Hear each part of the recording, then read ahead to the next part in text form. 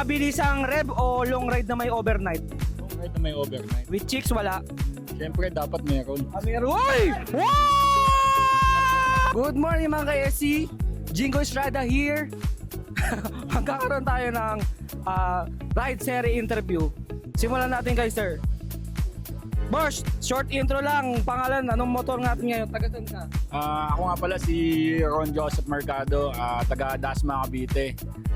Motor ko Triumph Tiger 660. Bakit? Yun yung napili mong bike? Pangarap mo talaga o yun yung pinayagan ng misis mo? Yun yung talaga yung pangarap ko na more on adventure. Adventure bike. Dito, magtatanong tayo ng ibang HB member. Tuwing kailan ba magpapalit ng back ride? Hindi ko alam. 10K? 10K? 20K? Ay hindi alam. Loyal.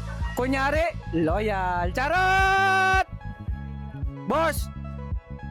Ilan takbo natin kanina habang papunta dito? Honest lang, walang mulaan. 201. 101. O, online checkpoint. Popost natin to sa LTO. Huliin to. Boss, iyan. Ano mas masakit? Sumayad yung tuhod mo sa kurba o sumayad yung bank account mo sa pyesa? Doon tayo sa tuhod. Ito, di ba na gumastos, no? Kaya mayaman to. Ito, paborito ko tanungin to eh. Para sa'yo, anong tunay definition ng kamote sa daan? Ako. Pirangina mo.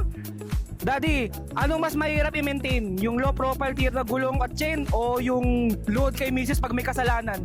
Ayun, load. Ay, load. Hirap. Sure ball yun. Sure po yun. Okay lang Oo. gumastos, no? Oo.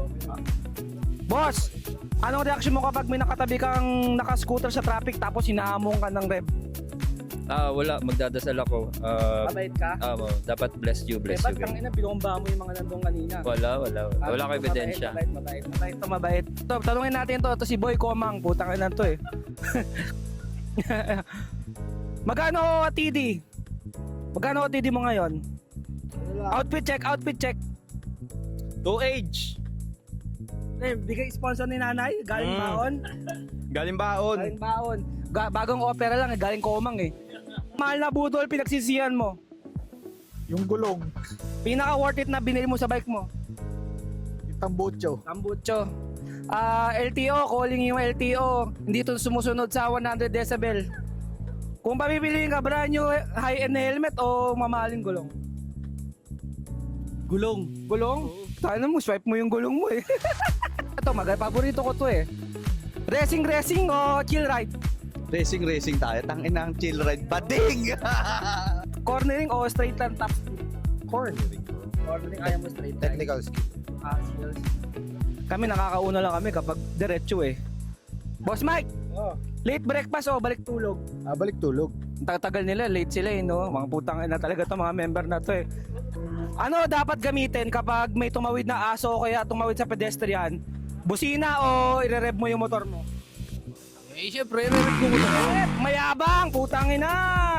Anong pinagmamalaki mong ride destination so far? Bakit? Vegan. Bigan? May angkas ganon? Yangkas. Eto, tatanungin natin. Ikaw, tuwing kailan magpapalit ng back ride? Yung pagbulok ng gulay. O, tanga na ako na sumagot.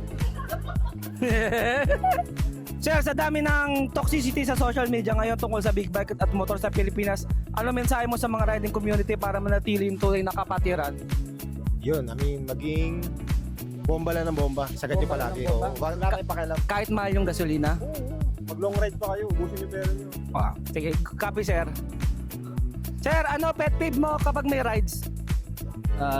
Nakatakin. Nakataki. buti na lang. So dito nagtatapos ang ating interview kalye serye Independence Day edition. Alright!